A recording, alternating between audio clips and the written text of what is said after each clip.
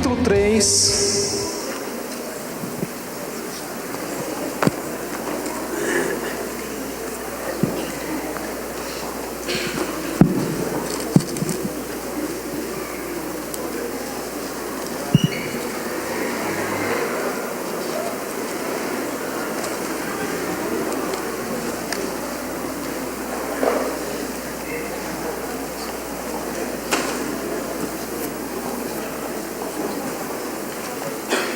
Acharam Efésios 3? Então vamos lá, olha o que diz o versículo 8. A mim, o menor de todos os santos, me foi dada esta graça de pregar aos gentios o evangelho das insondáveis riquezas de Cristo e manifestar qual seja a dispensação do mistério desde os séculos oculto em Deus, que criou todas as coisas. Vou ler de novo o verso 8. A mim, o menor de todos os santos, me foi dada esta graça de pregar aos gentios o evangelho das insondáveis riquezas de Cristo. 1 Reis, capítulo 4.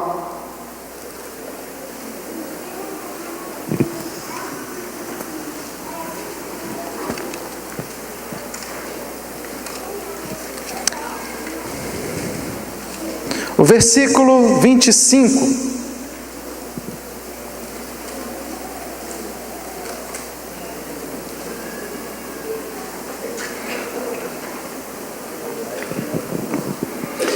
Diz assim: Judá e Israel habitavam confiados, cada um debaixo da sua videira e debaixo da sua figueira, desde Dan até Berseba, todos os dias de Salomão. Desde Dan até Berseba, todos os dias de Salomão. De Dan a Berseba, Israel e Judá. Esta é a região, é o território da terra prometida. De Dan, que fica ao norte, até Berseba. Esta é a localização geográfica da terra prometida. E, na verdade, o que esse texto que eu acabei de ler tem a ver com o texto de Efésios capítulo 3 que nós lemos anteriormente? É porque, na verdade, Dan a Berseba é uma característica, é um modelo das insondáveis riquezas de Cristo. Tem a ver com as insondáveis riquezas de Cristo Jesus.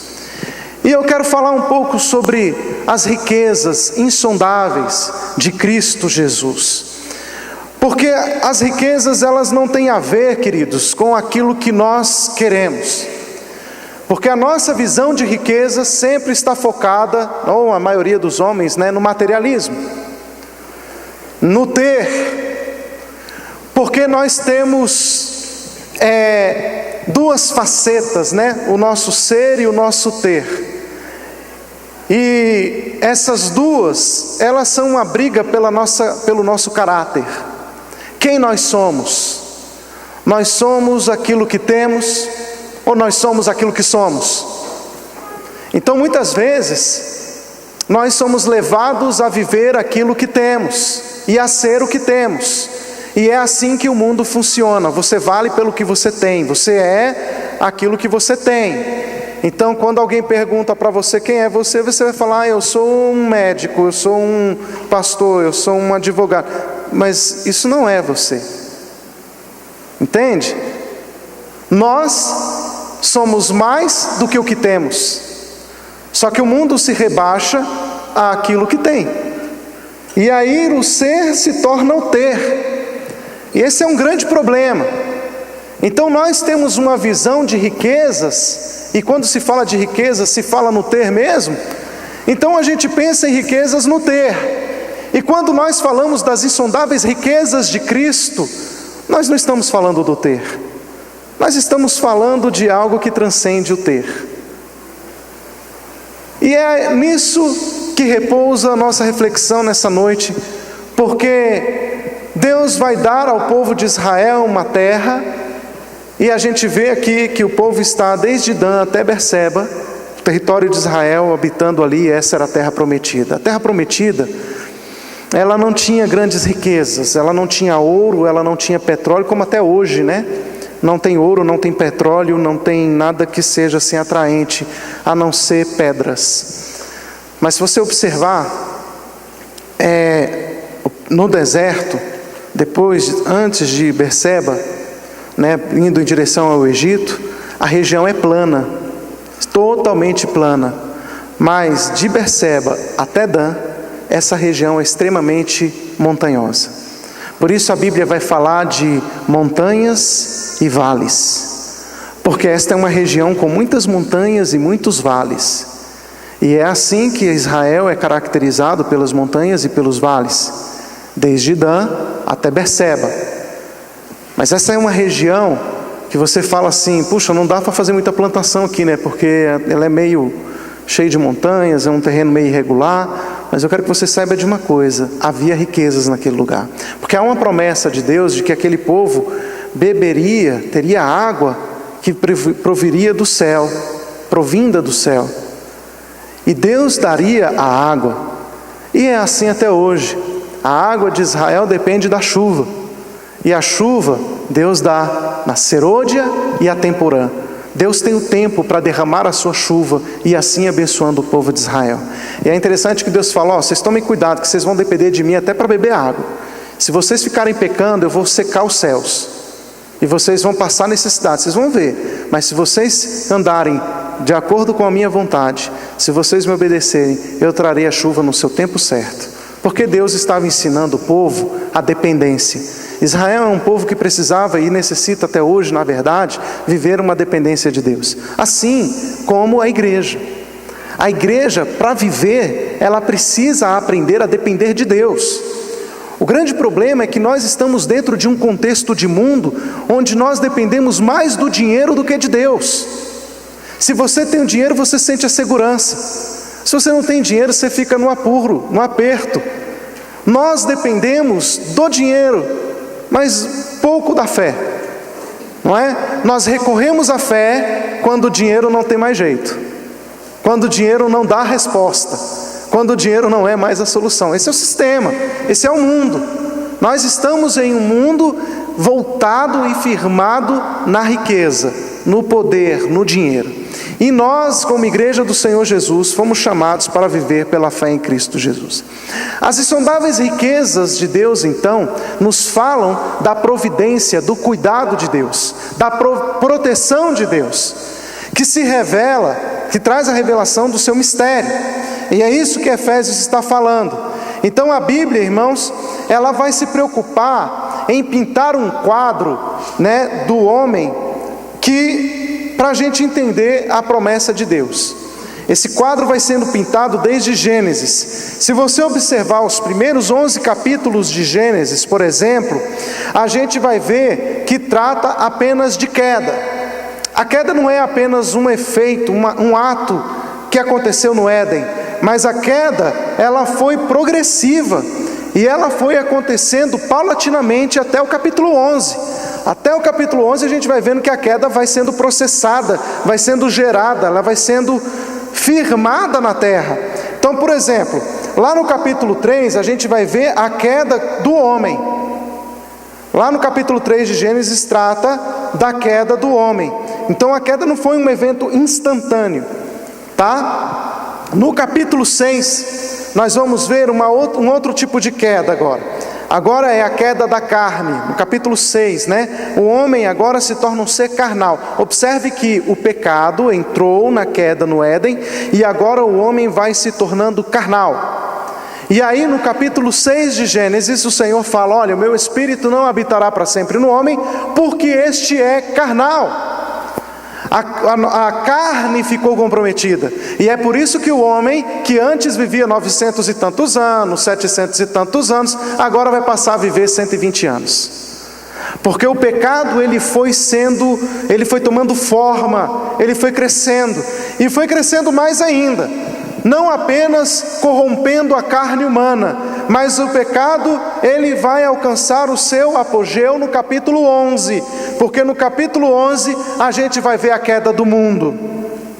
Como que é a queda do mundo? A gente vai ver agora, nessa queda, da seguinte maneira: uma reorganização, não mais em famílias, não mais dentro do plano de Deus, mas a gente vai ver uma organização por Nimrod.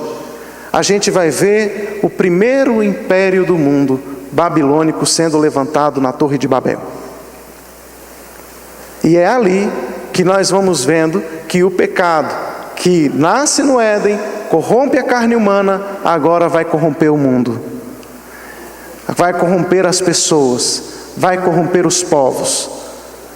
Até o capítulo 11, a Bíblia está preocupada em mostrar o dano do pecado e a forma como o pecado vai se proliferando e criando forma na vida da humanidade.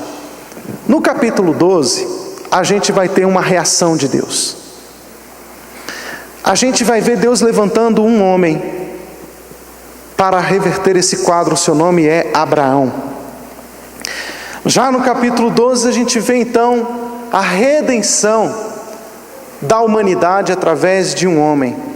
Porque Deus vai começar escolhendo Abraão, e de Abraão Deus vai escolher a sua casa, a casa de Jacó, e finalmente uma nação, a nação de Israel. É por isso que a gente vai ter 3 patriarcas: Abraão, Isaque e Jacó. São níveis de aliança.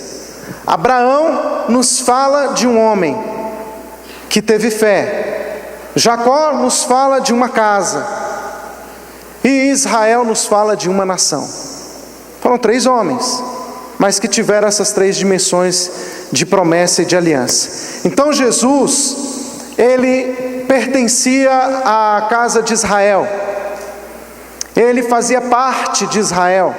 Jesus era da linhagem real, da tribo de Judá. Então Jesus veio desta casa, da casa de Davi. E quando a gente vai ver o nascimento de Jesus, a gente vai ver aqueles magos vindo representando os gentios, que estavam diante do Senhor Jesus para adorá-lo. A gente vai ver então que aconteceu em Belém, que foi preparada, e também em Judá para o Senhor. Então a gente vai ver que quando Jesus vem à terra, Jesus cumpre a promessa de Gênesis capítulo 3, versículo 15, que diz que ele pisaria o filho do homem, ou filho da mulher, pisaria a cabeça da serpente. E isso se cumpriu, a palavra do Senhor se cumpriu. Jesus então pisou a cabeça da serpente quando a serpente foi esmagada lá na cruz, quando Jesus foi crucificado. E aí todas as nações da terra seriam abençoadas através da semente. Portanto, quando a gente fala de aliança, nós temos que falar de Abraão, temos que falar de Isaque, temos que falar de Jacó e temos que falar de José. Porque José também faz parte desse contexto de alianças. E nós temos em Gênesis então, irmãos, 2 focos principais: a terra e a semente.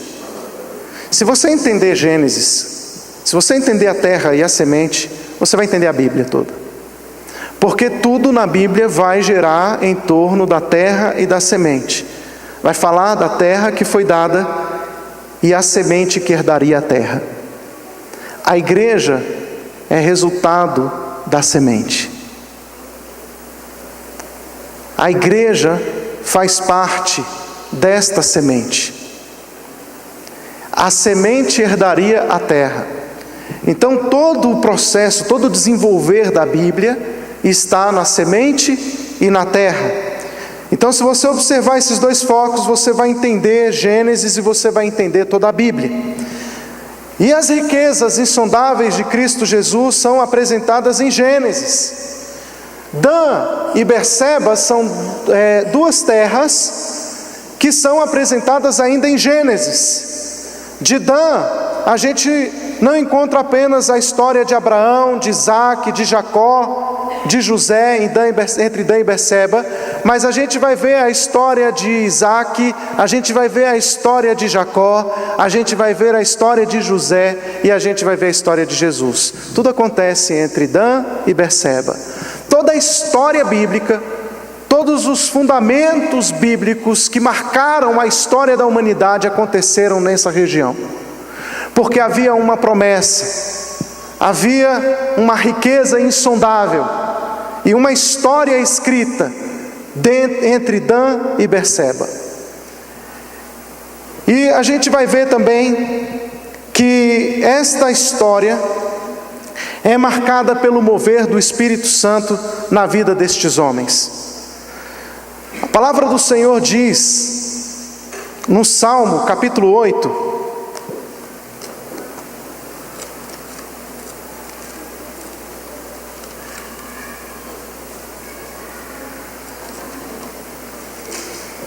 o Salmo capítulo 8, a palavra do Senhor diz assim: ó Senhor, Senhor nosso, quão magnífico em toda a terra é o teu nome, pois expuseste nos céus a tua majestade, da boca de pequeninos e crianças de peito suscitaste força por causa dos teus adversários, para fazeres emudecer o inimigo e o vingador. Quando contemplo os teus céus, obras dos teus dedos, e a lua e as estrelas que estabeleceste, que é o homem que dele te lembres, e o filho do homem que o visites. Fizeste-o, no entanto, por um pouco menor do que Deus, e de glória e honra o coroaste. Deste-lhe domínio sobre as obras de tua mão, e sob seus pés tudo lhe puseste, ovelhas e bois, todos, e também os animais do campo, as aves dos céus, os peixes do mar, tudo que percorre as sendas dos mares. Ó Senhor, Senhor nosso, quão magnífico em toda a terra é o teu nome. O Senhor deu domínio ao homem. Por que Deus faz uma aliança com Abraão? Porque Deus está devolvendo ao homem uma aliança, aliás, um domínio. Quem é Cristo? Cristo é a realização, o cumprimento de todas estas alianças. E Ele estabelece uma nova aliança, a fim de que todos os homens em todos os lugares possam conhecer o Senhor. Então esta aliança, ela foi estabelecida desde lá no Antigo Testamento, né? Deus já estava comunicando nas sombras, né, do Antigo Testamento, lá em Gênesis. E quando a gente vê aqui em Reis, Judá e Israel estabelecido desde Dan até Berseba, a terra prometida, nós podemos entender uma coisa, que para que nós possamos usufruir das riquezas insondáveis de Cristo Jesus, nós precisamos ter estas alianças, nós precisamos fazer parte dessas alianças, e nós precisamos entender com quem Deus faz aliança. Então, a primeira coisa que eu quero que você entenda, é que Deus faz aliança com gente como Abraão. Quem era Abraão? Abraão era um homem comum, como eu e você. Abraão pecava? Quem acha que Abraão pecou aqui alguma vez na vida? Muito bem, Abraão pecou, né? Abraão cometeu pecados, mas Abraão tinha um coração voltado para Deus. Abraão foi um homem que decidiu cumprir a vontade de Deus na sua vida. E foi um homem que se levantou sem medo de oposição. Ele decidiu fazer com que o reino de Deus se cumprisse na sua vida. E ele foi lá, cumpriu a vontade de Deus, indo para a terra que o Senhor o confiou. Mas a palavra do Senhor nos diz em Gênesis 12, que ele teve que abrir mão da sua terra, da sua parentela, da casa de seu pai. Abraão teve que abrir mão do seu lugar de conforto. Abraão teve que abrir mão do seu lugar de segurança, de confiança, para seguir o Senhor. Porque Deus só faz aliança com homens que estão dispostos a perder tudo. É por isso que Jesus vai dizer que aquele que não renuncia a tudo quanto tem, não pode ser meu discípulo. O que Jesus está dizendo não é que você tem que pegar seu carro, a sua casa e tudo e dar para os outros. Não é isso que ele está dizendo. Ele está falando que nós não podemos ter um porto seguro. Observe que Deus está de novo trabalhando na restauração dos homens, em cima do ter e do ser. Mais uma vez Deus está falando, olha, se você quer ser meu discípulo, você tem que abrir mão do ter, porque eu estou preparando você para ser. É por isso que Deus chama Abraão. Abraão tem que abrir mão do ter, ele tem que abrir mão da sua terra, da sua parentela, ele tem que abrir mão da casa de seus pais, ele tem que abrir mão do ter para ser. E por isso que quando ele sai e ele vai para a terra prometida, Deus fala: farei de ti uma grande nação, sê tu uma bênção. O que Deus estava dizendo? Abraão, você será bênção. Irmãos, mais do que ter, Deus quer que sejamos. Entende? E para ser, eu preciso me envolver em uma aliança. Mas para me envolver nessa aliança, eu preciso estar disposto a perder, a abrir mão das minhas seguranças. Nós fomos criados a viver presos em nossas seguranças. Nós precisamos caminhar segurando nas coisas, né? Desde pequeno. E nós caminhamos assim no nosso dia a dia. Não, peraí, eu não posso, não, tem que ter segurança. Eu não posso agora, eu não posso seguir Jesus, porque eu tenho que primeiro cuidar das minhas coisas. Eu primeiro preciso depois eu cuido da igreja. Primeiro eu vou cuidar aqui das minhas finanças, dos meus negócios, da minha família. E aí Jesus fala: olha, se você estiver preocupado primeiro em cuidar das suas coisas, você não está disposto a ser meu discípulo. Você não está preparado para fazer uma aliança comigo. Você não pode ter uma aliança comigo. Porque quando nós fazemos uma aliança com Deus, nós precisamos entender que quem cuida de nós é Deus. É Ele quem vai cuidar dos nossos passos. É Ele quem vai cuidar da nossa vida. É Ele quem vai nos dar a direção. Abraão. Deus faz aliança com gente como Abraão. Deus não vai fazer alianças com outro tipo de gente. É como Abraão. Estou disposto a abrir mão da minha terra, da minha parentela. Quando nós falamos de riquezas insondáveis de Cristo, nós não estamos falando de segurança material, nós não estamos falando de segurança do ter, nós estamos falando de segurança do ser, o que é muito maior. Depois nós vamos ter um outro homem chamado Isaac. Isaac já foi resultado de um homem que abriu mão de tudo. Você imagina você ser filho de Abraão. Você vê seu pai abrindo mão das coisas em nome da fé. E aliás, o próprio Isaac foi vítima disso. Porque o que Abraão mais desejava era um filho. E Deus chega para Abraão e mais uma vez Deus vai requerer o seu filho de Abraão. Abraão, me dá aí o seu filho, o seu único filho, eu quero para mim, mata o seu filho e me dá.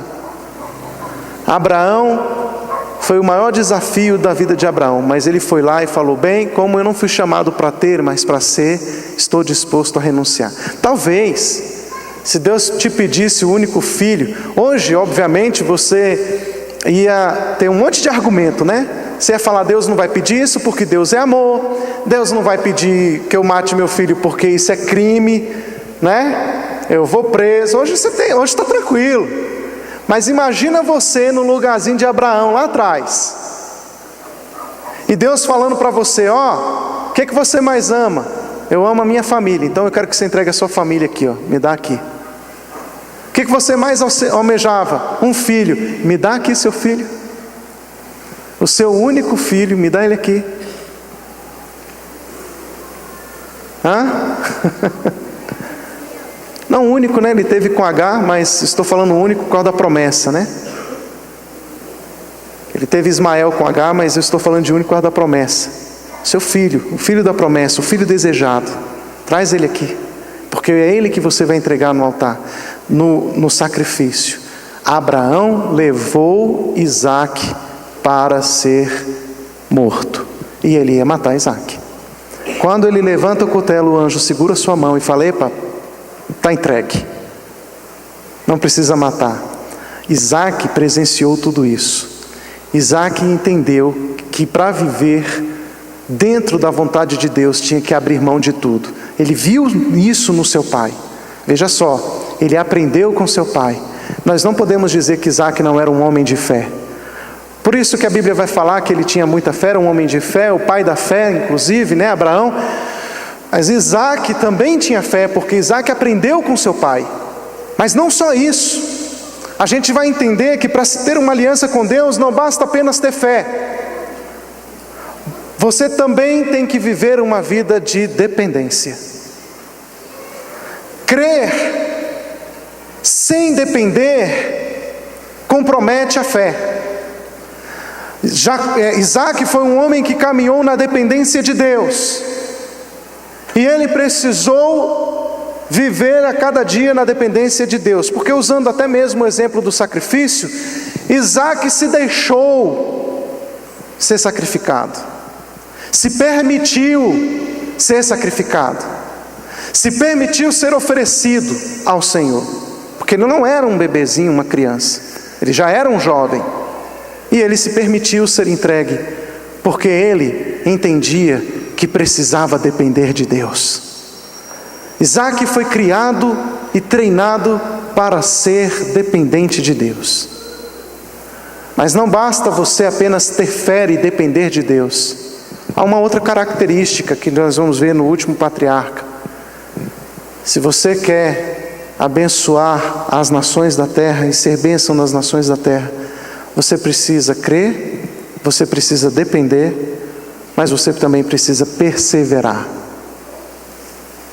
Se tem uma coisa que a gente vai dizer de Jacó, é que ele era perseverante. Porque Jacó lutou com o anjo do Senhor a noite inteira. Ele foi ferido na coxa. E ser ferido na coxa, acredite, não é uma coisa boa. Eu nunca fui ferido na coxa não, mas eu sei que não é bom, porque eu já tive cãibra na coxa, é horrível, né? Eu fui... não ri não, por favor, gente. Vou falar aqui uma coisa aqui, mas é porque foi uma coisa que marcou muito meu coração. Eu passei uma vergonha. Quando eu fui comprar minha moto, lá em 2011, aí tinha a CB300, que é a minha moto, e tinha uma outra, a XRE 300, que era praticamente o mesmo preço. Aí a mulher falou: olha, o senhor pode escolher. Eu achei linda a XRE, eu ia pegar a XRE, confesso a vocês, porque ela é uma moto maior, né? E aí eu falei: pronto, aí ó, um homem do meu porte, né? Pegar uma moto maior. Aí eu fui pegar a XRE. Eu falei: eu posso sentar para experimentar? Ela: claro, fique à vontade, senhor. Aí lá vou eu. Na hora que eu levantei minha perna, travou aqui, deu uma cãibra eu senti o que Jacó sentiu. Eu não conseguia descer a perna e nem subir. Irmãos, eu fiquei no meio da Honda, desse jeito assim, ó. Aí eu falei, ainda bem que o Giovanni estava no lado. Eu falei: Giovanni, vem aqui rapidinho. Ele: o que foi? Me ajuda aqui que eu travei. E eu não conseguia descer nem nada. Eu falei assim: rapaz, que dor é essa? Aí eu fui tentando, e a mulher: o senhor vai querer subir? Eu falei: não vou querer não. Eu estava parecendo um cachorro do lado da moto querendo fazer xixi. Eu falei: meu Deus do céu, para descer essa perna, irmãos do céu. E aí eu vi que a moto, por isso que eu não peguei a XRE, que é maior. Aí eu esperei passar a cãibra, né? O povo ficou olhando para mim e eu sem graça. Aí quando passou a cãibra, aí eu falei: não, eu vou pegar essa aqui mesmo. A menorzinha, para não correr risco. Mas de vez em quando eu ainda sinto uma cãibra né, de mau jeito lá, que eu pego lá na moto. E às vezes eu estou andando com o Giovanni de moto assim, e a minha perna, eu vou esticar a perna um pouquinho e ela não volta, ela trava, né? De novo, aquelas cãibras que dão. Aí eu fico assim, ó, pilotando com a perna assim. Aí o Giovanni já sabe que eu estou com cãibra. Aí ele para a moto e eu paro junto. Às vezes a gente vai no plano junto de moto, né? Que eu não gosto de andar muito sozinho, não. Aí trava a perna, é horrível. Essa dor na junta, e ela fica dolorida. A senhora já sentiu essa dor? Já? A senhora andou de moto também, irmã? Ah, tá. É horrível, não é? É isso mesmo. Ela é uma dor. E o pior é que ela fica dolorida depois. Um dia eu estava lavando louça lá em casa. Sério? É sério? Lavando a louça, eu encostei na pia, eu senti uma dor. Aí eu falei: gente, será que eu estou com algum problema, algum tumor? Que eu estou sentindo uma dor. Porque homem é assim, viu, mulheres? O homem não pode sentir uma dor que fica, ai meu Deus, eu estou morrendo, vou no médico. Aí depois eu fui vendo e eu sentindo aquela dor o dia inteiro. Eu não sabia se era na frente, aqui na virilha, ou se era atrás. E eu apertando e nada, depois que eu fui ver que era a coxa. Eu falei, é a cãibra que me deu. E aí passou, graças a Deus, estou curado. Mas eu tenho que fazer, se eu quero fazer um movimento, eu tenho que fazer devagar, né? Você imagina assim, isso aconteceu só lutando na moto. E para descer? Foi horrível, eu nem subi na moto, nem subi, eu fiquei travado.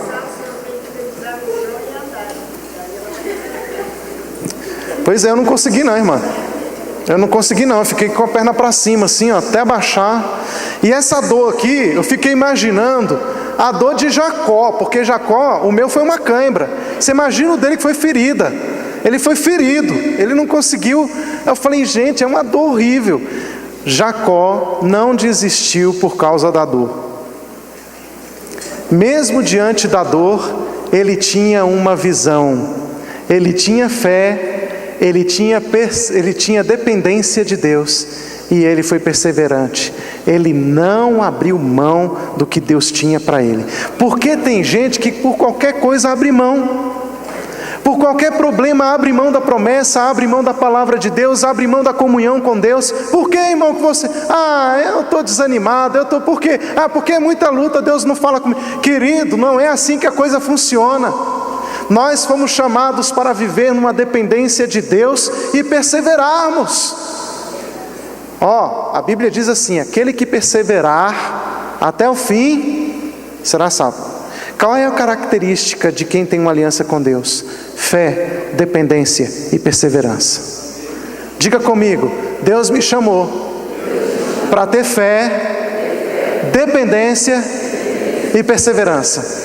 Deixa eu ver se vocês aprenderam. O que nós precisamos ter?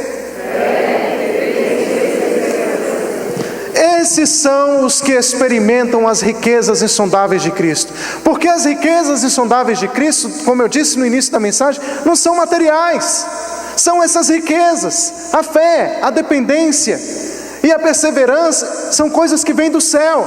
São coisas que Deus nos dá. E é por isso que, como nós cantamos nessa noite, né, mais que vencedores, e é isso mesmo, Deus vai nos forjando para sermos mais que vencedores, porque nós temos as características de um vencedor: fé, dependência e perseverança. Irmãos, você quer fé, dependência e perseverança? Conheça a Deus, ande com Deus, deseje Deus.